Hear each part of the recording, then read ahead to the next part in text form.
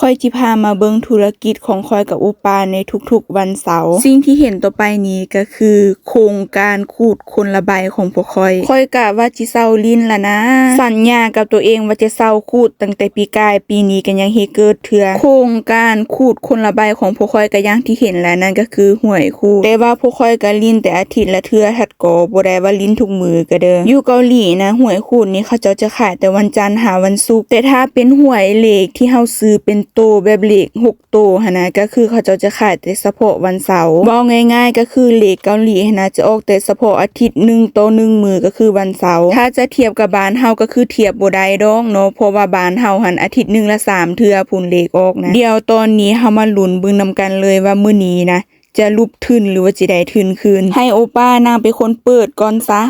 เฮ้ยหม่านอยู่ก็ว่าไปนี่เห็นบ่ส่วนหลายโอป้าค่อยละคูดหวยนะเราจะคูดให้เห็นแต่ตัวเลขแต่ถ้าเป็นจำนวนเงินนะส่วนหลายนางจะให้ค่อยเป็นคนคูดหลายกว่านี่อันนี้ก็จะเป็นสมหน้าหวยคูดของเกาหลีแต่ถ้าสมมุติว่าเฮาคูดออกมาแล้วมีตัวเลขมันตรงกันหรือว่าคือกันหั่นนะมันก็จะมีจำนวนเงินที่เขาเจ้าเขียนใส่ตัวนี้ก็คือ7แม่นบ่เลข7ก็คือตรงกับเลข7อีกโตแล้วเฮาก็เบิ่งรางวัลที่เฮาได้ก็คือ1,000 วอนอยู่นี่นะพนันพากันดีใจเอาแท้เอาว่าสมเจ้าขนาดว่าถึกแต่1,000 วอนในนี้ดีใจเอาแท้ว่าถ้าหากว่าถึกระดับประมาณ20ล้านสิจิบ่ซอกคุณว่าอันส่วนรางวัลใหญ่นะจิค่อยก็บ่เคยถึกจักเทื่อเคยเห็นแต่เขาเจ้าถึกทัดรางวัลใหญ่ที่พวกค่อยเคยถึกนะก็คือ10,000 วอนหรือว่า 5,000 วอนเท่านั้นทัดก็ถ้ามีโอกาสครั้งนึงในชีวิตโอเนาะจักเทื่อนึงก็คือจิดีโอบ่ขอถึกรางวัลใหญ่ดอกนะขอถึกแต่500ล้านวอนก็พอแล้วถ้าถามว่าค่อยนะโครงการนี้เข้าแล้วออกยากบ่มันบ่ได้ยากได้แต่ว่าถ้าเฮาได้ลิ้นก็ซ้ำกับว่าเฮาได้ปลดปล่อยเล็กๆน้อยๆแบบได้ลุ้นสินะ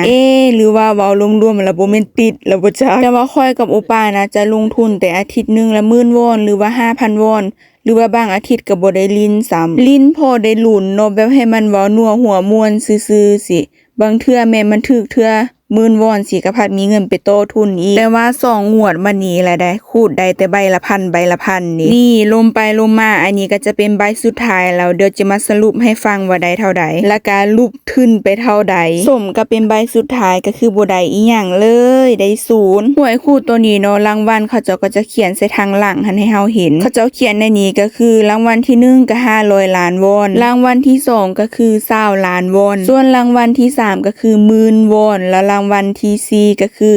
5,000 วอนรางวัลที่5ก็คือรางวัลที่พวกค่อยถึกหั่นล่ะ1,000 วอนบทสรุปโดยรวมแล้วภายในอาทิตย์นี้ที่พวกค่อยลงทุนไปทั้งหมดเป็นจำนวนเงิน